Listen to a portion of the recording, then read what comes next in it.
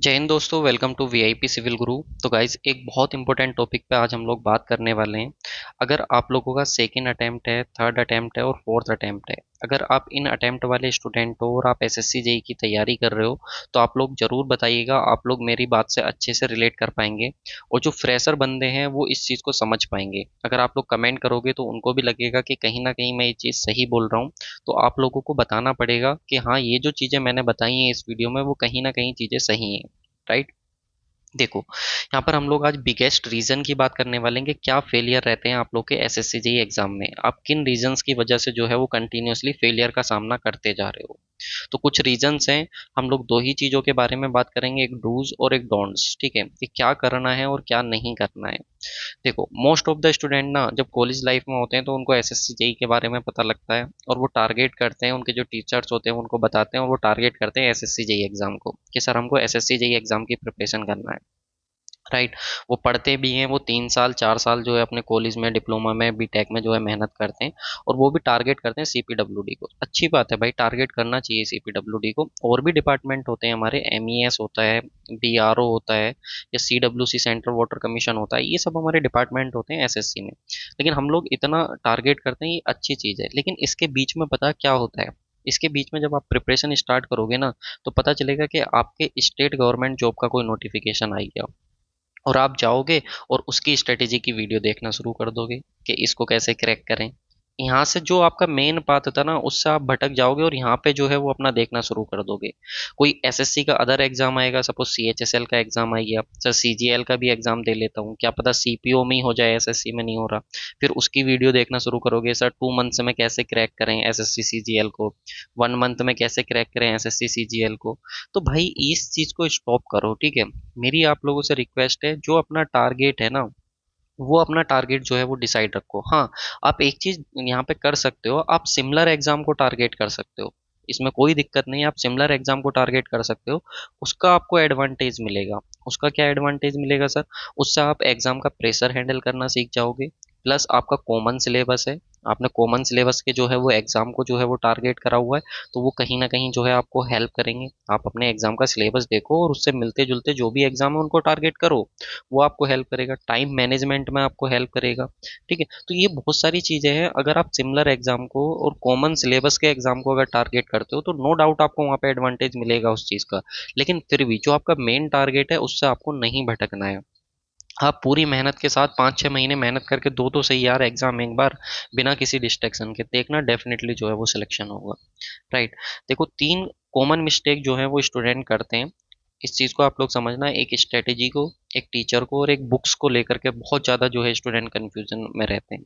अब मान लो कोई ए स्टूडेंट है, ठीक है, जब ये प्रिपरेशन करता है ना, तो ये स्ट्रेटेजी की वीडियो देखेगा, एक पी स्टूडेंट की स्ट्रेटेजी की वीडियो देखेगा, एक क्यू स्टूडेंट की देखेगा, एक आर की देखेगा, मतलब सबकी जो है अपनी अपनी देखेगा, मतलब अलग अलग देखेगा। अलग अलग टॉपर्स की जो है वो वीडियो देखना शुरू करेगा। अब पता है पी स्टूडेंट क्या था, इसको मान लो रात को पढ़ना अच्छा लगता था, ठीक है, इसको मान लो दिन में पढ़ना अच्छा लगता था, और ये मान लो भाई कोई जॉब वाला पर्सन था, ये सिर्फ वीकली क्लास लेता था। सिलेक्शन तीनों ने लिया। अब एक बात बताओ, आप इनको अपने आप से कैसे जो है कंपेयर कर पाओगे? आपकी तो अपनी, आप तो अपने आप में यूनिक हो ना, आपको अपने अकॉर्डिंग जो है वो पढ़ना अच्छा लगता है। तो आप जो है ना, पहले तो ये स्ट्रेटेजी की वीडियो देखना बंद करो, क्योंकि सबकी एक कॉमन स्ट्रेटेजी होती है। वो मैं आपको बताने वाला हूँ, अगर आप उसको फॉलो करोगे तो डेफिनेटली आपका सिलेक्शन होगा। उस कॉमन स्ट्रेटेजी से अलग कुछ नहीं होती है। मैं कॉमन स्ट्रेटेजी भी बता देता हूँ। देखो, ये सबका ये ही स्टेज है सिलेक्शन के। जो लोग पहले से तैयारी कर रहे हैं वो इस बात को बिल्कुल रिलेट कर पाएंगे कि सबसे पहले आपको अपना सिलेबस कंप्लीट करना है। ठीक है, सिलेबस अगर आपका कंप्लीट हो जाता है तो आपके सिलेक्शन में 70% जो रोल रहेगा वो आपके सिलेबस का रहेगा। उसके बाद आपको पीवाईक्यूज करने हैं, आपके सिलेक्शन में जो रोल रहेगा पीवाईक्यू का वो 20% रहेगा। और उसके बाद आपको मॉक्स लगाने हैं, उनका जो रोल रहेगा वो 10% रहेगा। इस तरीके से आप लोग की 100% जो है वो प्रिपरेशन होती है। जो लोग पहले से प्रिपरेशन कर रहे हैं वो इस चीज़ को बहुत अच्छे से रिलेट कर पाएंगे कि आपको भाई यही ही करना है। हर एक टॉपर की, हर एक सेलेक्टेड स्टूडेंट का कुछ भी नहीं है। यही वो स्टेजेस हैं जिनसे वो गुजर के जाता है। सबसे पहले वो सिलेबस कंप्लीट करता है, वो पीवाई क्यूज लगाता है अपने, और पीवाई क्यूज भी सिर्फ ऐसा ही नहीं कि एसएससी के ही लगा रहा है। उसके बारे में भी मैं बात करूंगा। और वो अपने मॉक्स की जो है वो प्रैक्टिस करता है। ये कॉमन चीजें हैं, इन्हीं से होकर के जाना है। तो मैं ये बोल रहा हूँ कि भाई इनको वीडियोस को इन इन वीडियोस को देखना बंद करो। ठीक है, आज इसी स्टूडेंट की स्ट्रेटेजी की देख ली, कल को देखा कि भाई दूसरा सिलेक्टेड स्टूडेंट है उसने क्या करा था, फिर उसके अकॉर्डिंग चीजें कर ली। ठीक है, फिर तीसरे के अकॉर्डिंग देख ली। अपने आप को पहचानो, अपने आप पे डिपेंड रहो, और उसके अकॉर्डिंग जो है अपनी प्रिपरेशन को जो है वो आगे करो। सेम होता है टीचर्स। ठीक है, टीचर्स किसी का नाम तो नहीं लेंगे, मान लो एक्स वाई जेड तीन टीचर हैं। अब देखो सबका अपना अपना लेवल होता है। कोई एकदम जो है वो एडवांस लेवल पे है, एडवांस लेवल पे है, तो वो जो है अगर मान लो किसी ऐसे टीचर को ज्वाइन कर ले जो बेसिक से पढ़ा रहा है, तो उसका तो भाई टाइम जो है वो खराब होना ही होना है। तो करना क्या है, पहले अपना लेवल चेक करना है कि आप किस लेवल पे हो, कि आप थोड़ा आपको चीज़ें आती हैं कॉलेज में, आपने थोड़े एडवांस लेवल पे हो, या आप बिल्कुल बेसिक लेवल पे हो। ठीक है, अब मान लो कोई एक टीचर है एक्स, ये बहुत अच्छे से एकदम एडवांस लेवल पे पढ़ाता है, बहुत अच्छे अच्छे प्लेटफॉर्म है जो बहुत एकदम मतलब बेसिक से चीज़ें बताते नहीं, उनको ये मान के चलते हैं वो कि अगर आप बीई बीटेक करके आए हो तो आपको ये चीज़ें आती होंगी, और आपका बेसिक क्लियर नहीं है, और आप इस एक्स टीचर का कोर्स ज्वाइन कर लो, तो भाई आपको तो परेशानी होनी ही होनी है।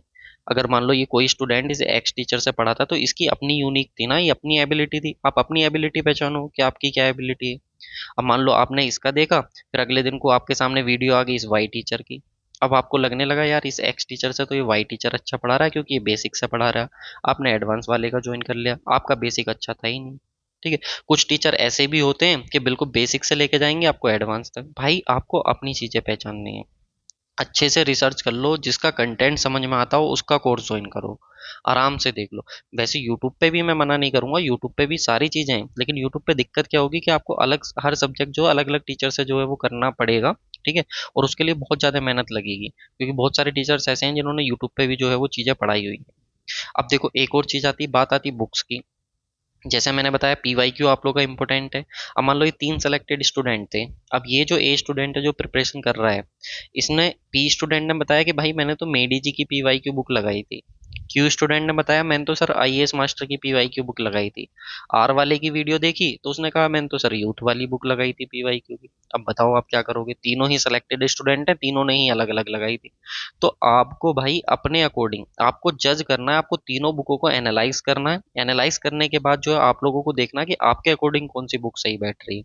ठीक है, उसके अकॉर्डिंग आप लोगों को लेना है कौन सी बुक आप लोगों के लिए बेस्ट है। अब आप कहोगे सर उसके लिए तो तीनों बुक खरीदनी पड़ेंगी, नहीं भाई तीनों बुक खरीदने की जरूरत नहीं है। आप किसी भी बुक का डालो, हर बुक का रिव्यू आपको यूट्यूब पे मिल जाएगा, तो पहले उन बुक का रिव्यू देख लो। रिव्यू देखने के बाद आपको जो बुक बेस्ट लगती है अपने अकॉर्डिंग उस बुक को लो। ठीक है, आईएएस मास्टर की अच्छी बुक मानी जाती है क्योंकि ये बेसिक वालों के लिए बहुत अच्छी है, जिन्होंने बहुत ज़्यादा एक्सप्लेनेशन के साथ वीडियो देखनी है, क्वेश्चंस का सॉल्यूशन देखना। तीनों में है वही क्वेश्चंस, पीवाईक्यू के क्वेश्चन है तीनों में, लेकिन तीनों का सॉल्यूशन का अलग अलग अप्रोच है। इसमें आईएएस मास्टर में क्या है कि पहला क्वेश्चन है, क्वेश्चन के तुरंत बाद उसका आंसर या सॉल्यूशन दिया हुआ है। तो इसका ये भी दिक्कत है कि जब आप क्वेश्चन पढ़ते हो तो उसके तुरंत बाद आपको आंसर दिख जाता है। ये मेडी जी में नहीं है। मेडी जी में पहले क्वेश्चन क्वेश्चन दिए हुए हैं, फिर उनके बाद में जो है आपको जो है अपना सॉल्यूशन दिया हुआ है, तो यहाँ पे आपको अपने आप को टेस्ट करने का मौका मिलता है। ठीक है, यहाँ पे सॉल्यूशन भी अच्छा है और यहाँ पे आप अपने आप को टेस्ट भी कर पा रहे हो। यहाँ पे सॉल्यूशन अच्छा है लेकिन आंसर इन्होंने वहीं पे दिए हुए हैं। यूथ में क्या है कि सॉल्यूशन बहुत ज़्यादा नहीं है लेकिन आंसर वहीं पे दिए हुए हैं। तो देखो सबका अपना होता है, आप अपने अकॉर्डिंग देखो कि आपको क्या चीज़ बेस्ट लग रही है, उसके अकॉर्डिंग जो है आप प्रिपरेशन करने के लिए चाहो। सही है। तीसरी देखो गलती क्या करते हैं स्टूडेंट, वो इग्नोर कर देते हैं मेंस एग्जाम को। देखो चाहिए तो तुमको जॉब, और जॉब कब लगेगी तुम्हारी, जब तुम प्री एग्जाम निकालोगे। जब तुम मेंस एग्जाम निकालोगे तभी तो जॉब लगेगी ना, प्री भी निकालना पड़ेगा मेंस भी निकालना पड़ेगा। अपने दिल पे हाथ रख के एक बात बोल दो आज, अगर आप मेंस एग्जाम को टारगेट करो तो क्या आपका प्री नहीं निकलेगा क्या? ईमानदारी से आज आप एक ही बात बोल दो कि अगर आप मेंस एग्जाम को टारगेट करोगे तो क्या आप प्री को नहीं निकाल सकते? तो भाई यही तो आप गलती करते हो, आप मेंस एग्जाम को भूल जाते हो, आप भूल जाते हो कि आपको मेंस टारगेट करना है। आप मेंस की प्रिपरेशन तो करो, प्री तो आराम से निकल जाएगा, अब तो दोनों ऑब्जेक्टिव हो गए।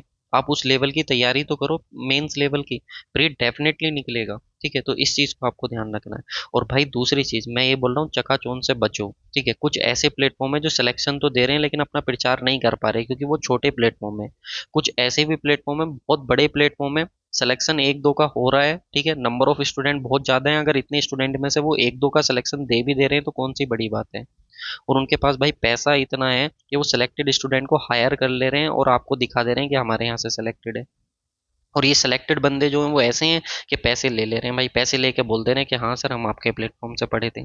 तो मैं ये बोल रहा हूँ चकाचौंध से बचो, ठीक है, इस चकाचौंध में मत जाओ भाई, वरना दिक्कत हो जाएगी। आप देखो आपको किसका समझ आ रहा है, जिसका आपको समझ आ रहा है वो बेस्ट टीचर है, ठीक है, टीचर कोई खराब नहीं होता, सब पढ़ा रहे हैं, सबके यहाँ से सिलेक्शन हो रहे हैं, बट आपको किसका समझ में आ रहा है ये आपके लिए बहुत मैटर करता है, राइट। चलिए एक और चीज की बात करेंगे, not giving importance to subject, सभी सब्जेक्ट को इंपॉर्टेंस नहीं दे रहे हो और इनकंसिस्टेंट हो। जैसे कि हम बात करेंगे, आप रिलेट करना इस चीज को, बताना स्टूडेंट, अगर सिविल वाले मैकेनिकल या इलेक्ट्रिकल वाले, सिविल वाले हैं तो पता भाई वो सिविल सिविल को ही पढ़े जा रहे हैं, उनको लग रहा है कि मैं सिविल में अच्छा स्कोर कर लूँ, मैं 100 में से टेक्निकल में 80 स्कोर कर लूँ, मैं 100 में से जो है 85 स्कोर कर लूँ। भाई चलो 100 में से 85 स्कोर कर लिया, लेकिन मैंने एक मार्क्स लिखा हुआ है, जब आपका सिलेक्शन होगा ये एक मार्क्स लिखा हुआ, क्या ये मैटर करेगा कि रीजनिंग से आया है? क्या ये मार्क्स मैटर करेगा कि जी के जी एस से आया है? क्या ये मार्क्स मैटर करेगा कि आपका सिविल से आया है? एक मार्क्स ये मैंने लिख दिया, नहीं मैटर करेगा ना। तो फिर आप रीजनिंग को और जीके जीएस को ये कह के क्यों छोड़ देते हो कि सर लास्ट में एक महीना होगा, लास्ट के मंथ में मैं रीजनिंग को कर लूंगा? क्यों भाई ये इंपॉर्टेंट नहीं है? क्या आपको ये नहीं लगता कि रीजनिंग में अगर आप इतने कैपेबल हो जाते हो कि 35 मिनट में अगर आप 50 क्वेश्चन बना ले रहे हो और आप अपने आप को इतना परफेक्ट कर लेते हो, तो टेक्निकल में आप अपना और स्कोर बढ़ा सकते हो? क्योंकि यहाँ अगर आपने टाइम सेव कर लिया, टाइम सेव कर लिया, तो टाइम सेव करके सिविल में और स्कोर आपका बढ़ जाएगा। क्या आपको ये चीज़ समझ नहीं आती? मुझे ये चीज़ बताओ, ठीक है।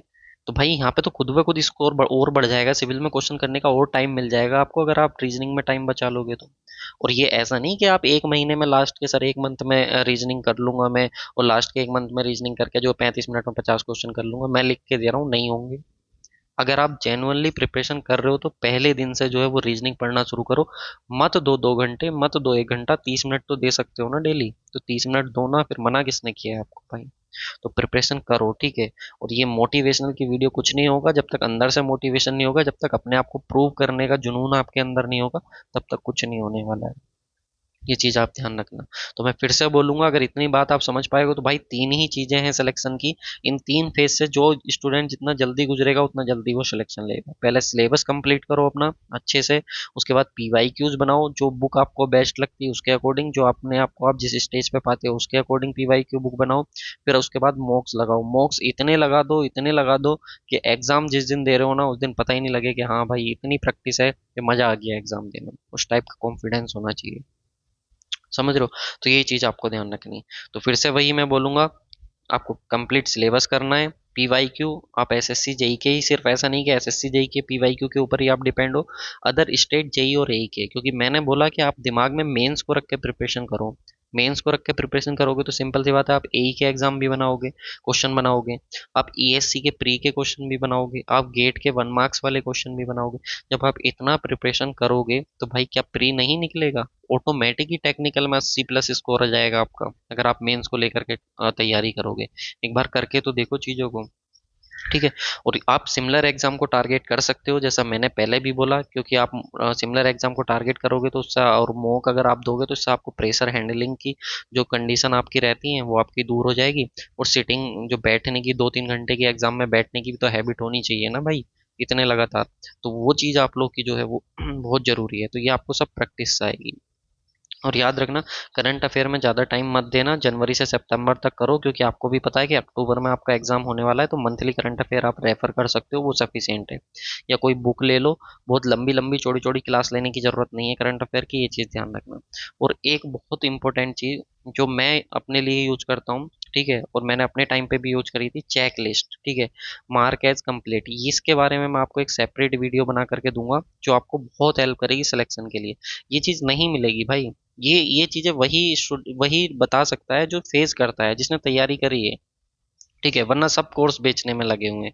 ठीक है, कोर्स से चलो मैं भी बता देता हूँ भाई, ठीक है, अगर आपको अच्छा लगे तो आप देख लेना, कोई ऐसा कंपलसरी नहीं है। एसएससी जेई चैंपियन बैच अपना चल रहा है, 1249 रुपये में है। लेकिन आपको जैसा मैंने बताया था 21 मई से लेकर के 30 मई तक जो है आप लोग का 250 रुपीज़ का इस ऑफ चल रहा है। ठीक है, तो कूपन कोड है हमारा SSC JEE 2025, यानी कि 20 और 25 कूपन कोड अप्लाई करना आपको, SSC JEE 2025, तो आपको इसमें 250 रुपीज़ का ऑफ मिल जाएगा। बाकी आपको फ्री स्टडी मटेरियल चाहिए तो ये हमारा जो है टेलीग्राम चैनल है, इसको ज्वाइन करके रखो। और अगर आपको रिवीजन करना है, आपकी प्रिपरेशन हो गई है, आप दूसरे तीसरे चौथे अटेम्प्ट वाले स्टूडेंट हो, तो भाई आप इसको ज्वाइन करके रखो अपना। ठीक है, सिविल मास्टरमाइंड, इसको एक बार देखो डेमो वीडियो, मेरे कहने से नहीं, ठीक है, आपको अच्छा लगे तभी। जो मैंने बात बोली है ना, मैं उसी बात पे टिका रहूंगा। जो टीचर आपको बेस्ट लगता है उस पर आप टिके रहो। ऐसा नहीं कि आज इसका अच्छा लगा कल को उसका अच्छा लगा, अपना लेवल चेक करो, फिर उसके अकॉर्डिंग जो है वो जाओ। ठीक है, ये चीज़ ध्यान रखना। बाकी डाउनलोड कर सकते हो आप वीआईपी सिविल गुरु एप्लीकेशन को, और भाई चैनल को सब्सक्राइब कर लो। सिविल इंजीनियर हो तो बहुत सारा कंटेंट है, बहुत मेहनत से कंटेंट आप लोग के लिए प्रिपेयर करता हूँ। टेलीग्राम ज्वाइन कर लो, फ्री स्टडी मटेरियल अवेलेबल है आपका, टेक्निकल और नॉन टेक का भी। बाकी कोई दिक्कत आए तो आप इस नंबर पर जो है वो कॉन्टैक्ट भी कर सकते हो। एक बार फीडबैक जरूर दीजिएगा कि कैसी चीज़ें लगी। और एक छोटा सा वीडियो जो है 5 to 6 मिनट का आप लोग के लिए चेक लिस्ट पे लेके आने वाला हूँ, उसका भी जो है आप लोग रिव्यू जरूर कीजिएगा। तो thank you so much for watching this video.